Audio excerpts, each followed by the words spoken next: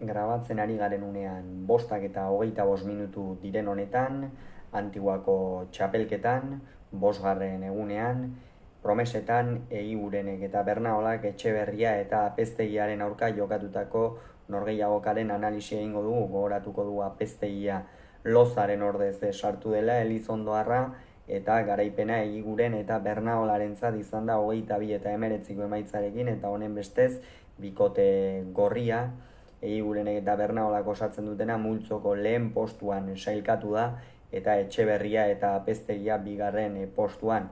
Honek zer esan nahi du? Etxeberriak eta Apeztegiak finalerdiak Beñat Apezetxea eta Landaren aurka jokatuko dituztela, eta Eigurenek eta Bernaolak berriz biharko norgehiagokara itxaron beharko dute finalerdietako aurkariak ezagutzeko.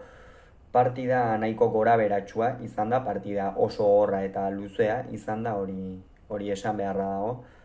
Batez ere hasieran kosta egin zaie gorriei norgehiagokan sartzea, eta urdinak oso ongi hasi dira, batez ere Oier Etxeberria oso ongi ikusi dugu, eta Apeztegia batez ere gaurkoan berritasun nagusia bera zen, Lozaren ordez azaldu da Antiguan, eta bera zen berritasun nagusia, eta benetan partida oso ona atera du, batez ere lehenengo zati horretan. Gero behar bada pixkanaka nekearen poderioz eta pixkanaka bera joan dira urdinak ere, baina Apeztegiaren lehen zatia ikeragarria izan da, eta horri etekina oso ongi atera dio Oier Etxeberriak.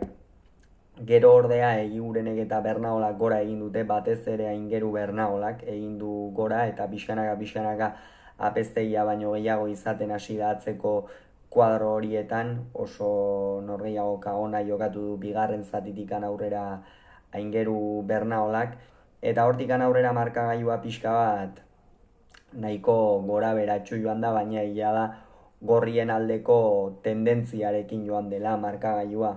Hortikan aurrera Iker Eiguren ere askoz ere gehiago sartu da jokoan, hasieran berari ere kosta egin zaio esan dugun bezala, baina gero erremateak egiterakoan eta askoz ere freskoago ikusi dugu Azpeitiarra, eta ezkerra izateak ere abantaia hori eman dion ikuste gaurkoan. Jokoa asko nahastu du, batez ere Oier Etxeberria partidaren zati askotan oso nahasia eduki du hor aurreko kuadro horietan, eta alde horretatik Iker Eigurenek oso norgehiagoka ona jokatu du.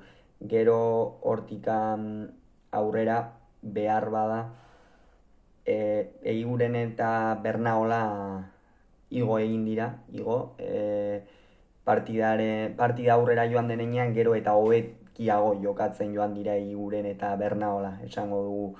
Azken finean funtsezko norgehiagoka zuten, lehengoan oso ongi jokatzetik zetozen, gaurkoan behar bada pixka bat gehixeago kostatu zaie Eiguren eta Bernaolari, baina kontua kontu benetan partida bikaina jokatu dute, oso ongi aritu dira biak, eta merezitako garaipena eskuratu dute. Bestez finalerdietan izango dira lehen postuan sailkatuta, eta oraindik ere aurkariak ezagutzeke dituzte Eigurenek eta Bernaolak. Eigurenek eta Bernaolak 22, Etxeberriak eta Apeztegiak 19, hauxe izan da gaurkoz esan behar genuen guztia. Hurrengoan gehiago izango duzuek Kirolunea YouTubeko kanal honetan, bitartean ongi izan, agur.